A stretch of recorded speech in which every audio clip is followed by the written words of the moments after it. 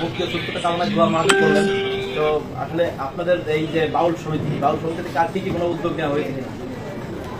বিশেষ করে বাংলাদেশ জাতীয় বাউল সমিতি ফাউন্ডেশনের পক্ষ থেকে আজকে সাবেক 3 বারের প্রধানমন্ত্রী, জননেত্রী এবং দেশনেত্রী বেগম খালেদা জিয়া, গণতন্ত্রের মা, তিনি অসুস্থ।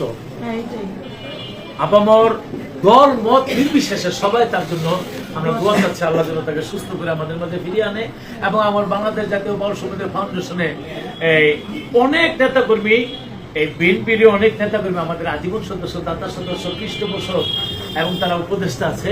তার সবচেয়ে বড় কথা হলো, সবচেয়ে বড় হলো মানুষের দোয়া আল্লাহ ভালোবাসেন, বড় মেডিসিন। তা আমরা পাপি মুখ আল্লাহর ওলির পাশে দাঁড়ায় তার জন্য দোয়া চাচ্ছি, আল্লাহ যেন সেই দোয়া কবুল করে তাকে সুস্থ করে আমাদের মাঝে ফিরিয়ে দেয়। এটা হলো নেত্রীর জন্য দোয়া। আর কিছু কথা বলবো আমি।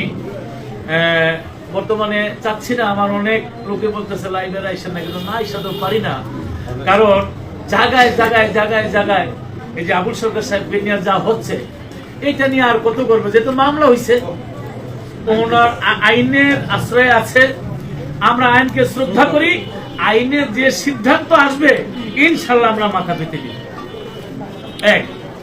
আর বিশেষ করে হলো কিছু কিছু তৌহিদি জনতা বা কোন আলেম ওলামা সাহেব, আপনারা একটু আমার কথাগুলি খেয়াল করে শুই না, আপনাদের আল্লাহর কসম দিয়ে বললাম, আপনারা একটু বিবেক দিয়ে বিবেক বিবেচনা করবেন। কি প্রায় কমসে কম 1 লক্ষের উপরে শিল্পী আছে, ছোট বড় মিলাইয়া। 1 লক্ষ শিল্পের মধ্যে বিতর্কিত শিল্পী আছে 10 জন। ঠিক। এই 10 জনের জন্য 1 লক্ষ শিল্পীর রুটি রুজি আপনি বন্ধ করে দিবেন না? আমরা 1 লক্ষ পরিবার, এক একটা শিল্পীর সাথে 10 জন করে যন্ত্রিক থাকে, এখানে 10টা পরিবার। এবার হিসাব করে দেখেন, লক্ষ লক্ষ এই আমরা যারা আছি, আল্লাহকে নবীকে ভালোবাসি, আল্লাহ নবীর প্রেমে আমরা এই চোখের জলে বুক ভাসে। এমনকি আমি আগেও বলছি, এখনো বলি, আপনারা যদি বিশ্বাস না করেন, আপনারা দেখেন আমার ঘরে যান, জানি না মানুষের ডিএনএ হয়, জানামাজের ডিএনএ টেস্ট হয় কিনা, তাহলে দেখেন আমি কত হাজার বার রাকাত নামাজ পড়ছি। আমার শিল্পীরা প্রত্যেকের ঘরে যায় নামাজ আছে, তারা নামাজ পড়ে, রোজা করে, নবীকে ভালোবাসো, বিশেষে নামাজ পড়ে। আমি এসার নামাজ পড়িরা মিলাদের মধ্যে আসি, এসার নামাজ পড়ে আমি গানের মঞ্চে উঠি, মঞ্চেতে নাইবা ফজরের নামাজ পড়ে আমার শিল্পীরা সবাই। কিন্তু 1 লক্ষ শিল্পীর মধ্যে 5-10 জন বিতর্কিত শিল্পীর জন্য আপনারা 1 লক্ষ লোকের পেটের মধ্যে গেলে কি মানবে? আচ্ছা একটা কথা বলি, মার মুখে আচরণ ছিল আবু জেহেলের। আমার নবীর সাহাবাগো যেখানে পাইছে রাস্তায় মারছে, ঘাটে মারছে, পথে মারছে, ঘরে ঢুকিয়ে মারছে। এই আচরণ তো আবু জেহেলের। উম্মা সাইবার আমার নবীর সাহাবার মার খাইছে, আমরা বাউল শিল্পীরা মার খাই। আপনারা তো, আপনাদের মুখে তো কোরআন শরীফ আছে, আপনারা তো হুজুর মাওলানা, আপনাদের আমরা শ্রদ্ধা করি, ভালোবাসি। এই যে রফিকুল ইসলাম মাদানী, ছোট হইলো কথাটা ভালো বলছে, তারা পাড়া গান গায়, তাদের এটা রুটি রুজি, তারা করুক। যারা আল্লাহ নবীর বিপক্ষে বাজে কথা বলছে তাদের বিচার হোক। আর আমি যে কথাটা বলছি, যেহেতু লক্ষাধিক শিল্পী, এই 10 জন বিতর্কিত শিল্পী যারা, আমি চাই তৌহিদি জনতা, জামায়াতে ইসলাম, চরমনাই, আরো যারা আছে, আমাদের ডাকেন, আমরা আপনাদের কাছে যাব, আমি লিস্ট দিব। এবং আমাদের আমলনামা আছে, 6 মান্থ গো ব্যাক, আপনি পিছনে গিয়ে দেখেন, 6 মাস পিছনে যান, আপনি ইউটিউব ধরে টান দেন যে আল্লাহর ইন্ডিয়া, নবীর ইন্ডিয়া, বাজে কথা যারা বলছে ওটা বিচার হোক। আর যারা বলে নাই, যারা আল্লাহর ইন্ডিয়া চোখের বালিশ আছে, নবীর ইন্ডিয়া চোখের বালিশ আছে, তাদের পেটে আপনি লাথি দিবেন কেন? আমাদের 12 মাসের মধ্যে মাত্র আমাদের এই সামনে নির্বাচন, সামনে রোজা চলে আসছে, 1.5-2 মাস আমরা একটু গান গাবো। এইটা দিয়ে সারা বছর আমরা চলাফেরা করি, রুটি রুজি করি। আমার লক্ষাধিক বাউল শিল্পীরা, এখানে যদি আপনি পেটে লাথি দেন, তাহলে আল্লাহ অসন্তুষ্ট হবে। আপনাদের কাছে আমি জোর হাত করে ক্ষমা চাই। তেমন 2,500 ওখানে শুরু হয়েছে, বাউল গান হবে না, ওখানে জনতা নামছে, এলাকাবাসী নামছে, এগুলি করবেন না। আমাদের ডাকেন। ওই যে কোন কোন শিল্পী 50 লাখ টাকা বাজি ধরছে, 1 কোটি টাকা আমি ধরতে চাই না, 10টা বাজি ধরতে চাই না, আমি গানে ধরে তওবা করবো। যদি গান হারাম হয়, আমি জীবন আর গাবো না। যদি কোরআন শরীফের মধ্যে গান বাজনা হারাম থাকে, আপনারা 5 থেকে 10 জন মুফতি আমাদের ডাকেন। আমি লতিফ সরকারের কথা তো মানবে না, আমরা শিল্পীরা যাবো না। আমরা গেলি আপনি যদি মুক্তি হন, আমি আপনার পাশে মুক্তি দান করাবো, মাওলানা মুক্তি থাকবে। আপনারা 5 জন বা 10 জন, আমার 5 জন বা 10 জন, আমি মুক্তি দান করাবো। তারা আপনি মুক্তি, উনিও মুক্তি। আপনারা পয়সা এই যুগ যুগ গান হারাম না হারাম না, গান হারাম না হারাম না, এগুলি না করে আপনারা একটা ফয়সালা দেন যে এই দেখো আমরা দলিলে কোরআনের মধ্যে গান নিষেধ পাইছি, তোমরা কোনোদিন গাবো না, আমরা সব তোমরা রাজি আছো? আমরা কেউ হারাম কাজ করবো না। আমি গান গাই আমার মায়ের হজ করাইছি, আমি নিজে হজ করছি। আমি হারাম কাজ করবো না, আমার ছেলে মেয়েরা লেখাপড়া করেছে। আমি হারামের রক্ত আমার পোলাপান আমার গায়ের মধ্যে যেন না থাকে। আর যদি এটা জায়েজ হয়ে থাকে, আপনাদের কাছে আমার একটা অনুরোধ, আপনারা বলবেন যে আমরা কোরআনের মধ্যে গান হারাম পাই নাই, বাউল শিল্পীরা গান গাবে, ওদেরকে কেউ বাধা দিও না। তবে আল্লাহর নিয়া, নবীর নিয়া, হাদিস নিয়া, কোরআন নিয়া, নামাজ রোজা নিয়া কেউ যদি অন্যায় করে, এটা বাউল না। যে কেউ হোক না কেন, যে পৃথিবীর যে কেউ হোক না কেন, তার জন্য আমরা জীবন দিতে প্রস্তুত। আর আপনারা যদি মনে করেন যে আসলে বাবুল 3 প্রকার, কুষ্টিয়া লালন সাহি, আমি লালন সাহিকে প্রাণ ভরে শ্রদ্ধা করি, কিন্তু তাদের কিছু মত আছে এটা আমি গ্রহণ করি না। ওই যে কি বলছেন আপনারা বলছেন যে বাউল জগৎরা কোনটা একটা গ্রুপ, আরেকটা গ্রুপ হইলো কিছু কিছু লোক একটু বিতর্কিত। আর এইভাবে হাতে কোনো 10 জন 20 জন পাইবেন, কিন্তু লক্ষাধিক বাউল তারা আল্লাহকে নিয়ে, নবীকে নিয়ে গান গায়, তারা নামাজ পড়ে, তারা রোজা করে। আপনি একটু এই তদন্ত নিয়ে দেখেন। আপনাদের কাছে অনুরোধ, আপনারা না আল্লাহর বান্দা, আপনার যে আল্লাহ আমার তো সেই আল্লাহ, আপনার যে নবী হযরত আহমদ মুহাম্মদ মুস্তাফা সাল্লাল্লাহু আলাইহি ওয়াসাল্লাম আমার তো সেই নবী, আপনার যে নামাজ আমার তো সেই নামাজই, আপনি যে রোজা করেন আমি তো সেই রোজাই করি, আপনি যে মসজিদে নামাজ পড়েন আমি তো সেই মসজিদে নামাজ পড়ি, আপনাদের বিশ্ববিদ্যালয়ে নামাজ পড়ি। আপনার তদন্ত করে দেখেন যে আসলে লতিফ সরকার যে বলছে এখানে খালেক দল সাহেব, ইসলাম সরকার সাহেব, দলিলউদ্দিন দাদা, তারপর সালাউদ্দিন বয়দি সাহেব, রঞ্জন সাহেব, আমার ওস্তাদ আবুল সরকার সাহেব, পাগল বাচ্চু সাহেব, পাগল মনির সাহেব, এখানে আমাদের যে গ্রুপটা আছে, আমাদের এইটার সংখ্যাই বেশি, লক্ষ লক্ষ আমাদের ওস্তাদরা নামাজ পড়ছে, মসজিদ দিকে নামাজ পড়ছে। আপনি ফতুল্লাহ যান, আমার ওস্তাদের ওখানে যে ইমাম সাহেব আমারে বলছে যে আপনার ওস্তাদে প্রত্যেক রাকাতে আমার পিছনে পিছনে নামাজ পড়তে আল্লাহু আকবার করে ধ্বনি দিত। আমি একটা মসজিদের সেক্রেটারি, পাগল মনির ভাই সাহেব তিনি মসজিদের সভাপতি, যদি সে নামাজ পড়ে তাহলে তার সভাপতি রাখে? আমার এই ছেলে মেয়েরা ওনাদেরকে নিয়ে আমি ইফতার করি, রাজশাহী থেকে গিয়ে নেবো তো ইফতার পার্টি করি। আমি তো সামাজিক লোক, আপনাদের সাথে আছি। আমার যদি অন্যায় হয়, আমরা বাউলে যদি অপরাধ করি, আপনারা ডাইকে আমাদের সাজা দেন। ওই রাস্তাঘাটে মব সৃষ্টি করে পরে মারা, পরে ধরা, গান বাজনা হারাম, এগুলি না বইলা একটা বাউল ধরে একটা বাউল ধরে ধরে জবাই করে, একটা বাউল ধরে ধরে জেলে পড়ে। কোন ধরনের ভাষা? এই ভাষা তো আবুজেলের ভাষা, এগুলি তো উদ্বা সাহেবের ভাষা, এগুলি তো নবীর ভাষা না, আমার নবীর প্রেমিকের ভাষা এগুলি না। আপনাদের কাছে হাত জোড় করে আমি অনুরোধ করি, আপনারা এটা করেন। আপনি বলেন আমি এইভাবে না, আমার সমস্ত বাউল নিয়ে আমি আনুষ্ঠানিক ভাবে তওবা করে ক্ষমা চাই, গান ছেড়ে দেবো যদি আপনি প্রমাণ করেন। আমি কোন তর্কে যাব না।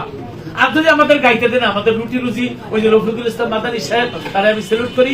অনেকেই আছে আমাদের এই ব্যবসার উপর, আমাদের রুটি রুজির আপনার আমাদের পেটে লাথি মেরেন না। অনুরোধ রইল আপনারা এইভাবে না করে, ইসলাম তো শান্তি, এই শান্তির মধ্যে অশান্তি আনবেন না। আপনারা 5 জন 10 জন মাওলানা আমি প্রাণ ভরে আপনাদের সালাম করি, শ্রদ্ধা করি। আপনারা বলেন লতিফ সরকার তোমার কি আছে? আমার না, আপনাদের মুক্তি আছে। আপনারা একবার বৈশা একটা ভাই সালাম দেন। যদি বলেন আর যদি আদেশ থাকে, তাহলে আপনি আমার ব্যবসার মধ্যে কেন, আমার রুটি রুজি কেন বন্ধ করবেন? অনুরোধ রইল আমার সাধারণ সম্পাদক রফিক সরকার সাহেব, আপনি 2টা কথা বলেন। আমার ভুল ত্রুটি হইলে ক্ষমার দৃষ্টিতে দেখবেন। শান্তির পথে আসেন, ইসলামের পথে আসেন। এই শান্তির জন্য আমার হাবিবকে দুনিয়াত পাঠাইছে। আমরা যেন মারামারি, মানমুখী আচরণ না করি। সবার প্রতি সালাম। আসসালামু আলাইকুম। এগুলো নিয়ে নেন, এগুলো নিতে হবে না, নিয়ে নেন এগুলো।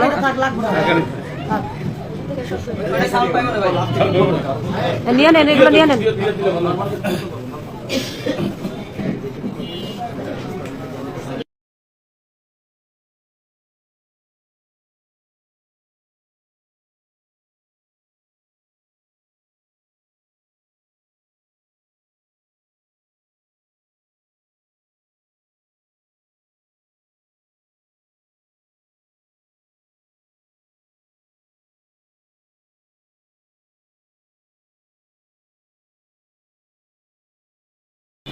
আসসালামু আলাইকুম। প্রিয় দেশবাসী ও দেশের বাইরে থেকে যারা আমাদের এই প্রোগ্রামটা দেখছেন, সবাইকে অসংখ্য ধন্যবাদ জানাই। আজকে আমার সম্মানিত সভাপতি, বাংলাদেশ জাতীয় বাউল সমিতি ফাউন্ডেশনের আব্দুল লতিফ সরকার, আমার ভাই যে আলোচনাটা করেছেন, আমি এক একটা বাউল তার জীবিকা নির্ভর করে শুধু এই গানের উপরেই। আমরা দেখতেছি একজনের অপরাধের জন্য আজকে সমস্ত বাউলরা রাস্তাঘাটে যেখানেই আছে সবাই অপমান অপদস্থ হচ্ছে, মাইর খাচ্ছে। আমি অনুরোধ করব যে আমার সভাপতি যা বলেছেন, আমাদের শিল্পীরা বসবো না, শিল্পীদের দরকার নাই। আপনারা আলেমরা আছেন, আপনারা মুফতি সাহেবরা আছেন, আপনাদেরকে আমরা সম্মান করি, আমরা শরীয়তকে ধারণ করি, শরীয়তকে সাথে নিয়েই আমরা গান বাজনা করে থাকি। আমরা নামাজ পড়ি, রোজা রাখি, আমাদের মধ্যে কোনো অংশেই আমরা কমতি নাই। আল্লাহ এবং আল্লাহ রাসূলের গুণগান গেয়ে থাকি। এর মধ্যে কিছু সংখ্যক 2-4 জন শিল্পী যদি ভুল করে, এজন্য সারা বাংলাদেশের সমস্ত শিল্পী আজকে নির্যাতিত হবে, এইটা কখনোই আমরা এই বাংলাদেশের মানুষের কাছে এটা আশা করি না। আমরা আপনাদেরকে গান শোনাই, জনগণকে গান শোনাই, আপনারা আমাদের গান শোনেন, আমরা নিজেরা ওয়াজ শুনি, আমরাও আপনাদের বয়ানগুলো, বক্তব্যগুলো শুনি। যেটা ভালো এটা আমরা গ্রহণ করি, যেটা ভালো না এটা আমরা গ্রহণ করি না। আমি অনুরোধ রাখবো, আমরা বসবো না, শিল্পীদের সাথে আপনাদের বসার দরকার নাই। আমাদের মধ্য থেকে আমরা একটা প্রতিনিধি দল, ওলামায়ে কেরামদের মধ্যে আমরা মাওলানা মুফতি আজম এরকম আমরা 10 জন লোক রাখি। আপনারাও 10 জন লোক একটা জায়গায় বসে আমরা এটা সুরাহা করতে চাই। এই সুরাহা করে আমার সভাপতি ঘোষণা দিয়েছেন, যদি আপনারা প্রমাণ করেন যে গান বাজনা আসলেই এটা না যায়, যেটা করা যাবে না, আমরা আল্লাহর হস্তে সমস্ত শিল্পীরা এই গান বাজনা বন্ধ করে দেবো, এই গান আর গাবো না। আর যদি এটা হাদিস কোরআনের মাধ্যমে প্রমাণিত হয় যে গান বাজনা চলবে, এটা আদি থেকে শুরু হয়েছে, চলবে, এটা নবীর যুগ থেকে নবীর আমলে হয়েছে, তা যদি প্রমাণ হয়, ইনশাআল্লাহ আপনারা আমাদেরকে সুযোগ করে দিবেন এবং আমাদেরকে কোনো ডিস্টার্ব করবেন না গান গাওয়ার জন্য। অনুরোধ রাখবো, ভাইয়েরা আপনারা মানুষ, আমরা মানুষ, আপনারা মুসলমান, আমরা মুসলমান। কিছু বক্তা দেখতেছি ইউটিউবে বলতেছেন যে আমরা কোনো ধর্মেরই না, আমরা কোনো জাতের মধ্যেই পড়ি না, বাউল শিল্পীরা। আসলে এটা কেমন কথা হলো? আপনাদের তাইলে আমাদের ধর্ম কি? আমাদের ধর্ম আরেকটা বানায় রাখছেন আপনারা আমাদের জন্য? কখনো এটা বলবেন না। আমি অনুরোধ করে বলবো, আমরা আল্লাহর বান্দা, নবীর উম্মত, আমরা মুসলমান, আমরাই প্রকৃত মুসলমান। আমরা চাই শান্তিপূর্ণ সমাজ চাই। এই বলে আমি শেষ করছি। ধন্যবাদ সবাইকে।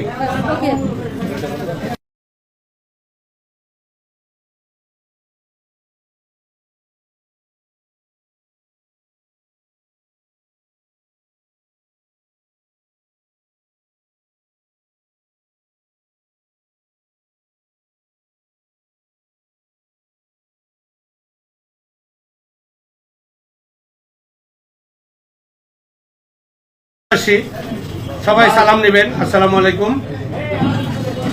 আমি ব্যথা নিয়ে একটি কথা বলতে চাই। বাংলাদেশে সুনামধন্য শিল্পী, আমার শ্রদ্ধাভাজন বাংলাদেশ জাতীয় বাউল সমিতি ফাউন্ডেশনের সম্মানিত সভাপতি, এই সভাপতি সাহেবকে নিয়ে একটা কুচুরকি মহল, তারা আমার কিছু বাজে কথা, বাজে আলাপ বলতেছেন। আমি অনুরোধ করে বলবো যে বাজে আলাপগুলো বলতেছেন এটা সঠিক নয়। যিনি যার জন্য বলতেছেন তিনি আপনারা দেখবেন মিডিয়াতে এসে তিনি কিন্তু সভাপতির কাছে এবং দেশবাসীর কাছে ক্ষমা চাইছে। ক্ষমার ঊর্ধ্বে আমরা কেউ নেই। আমার সভাপতিকে নিয়ে যে এটা কটূক্তি করা হয়েছে, যিনি ক্ষমা চাইছে, এই ক্ষমা চাওয়ার মাধ্যমে এটা প্রমাণিত হয় যে আমার সভাপতি সাহেব একেবারেই নির্দোষ। আমি আশা করব দেশবাসী কেউ আব্দুল লতিফ সরকারকে এই বিষয় নিয়ে ভুল বুঝবেন না। আমরা সবার কাছে অনুরোধ করব এই বিষয়টা আপনারা নেবেন যে আসলে লতিফ সরকার সাহেব সঠিক পথে আছে। ধন্যবাদ। সম্পূর্ণ এটা মিথ্যা কথা।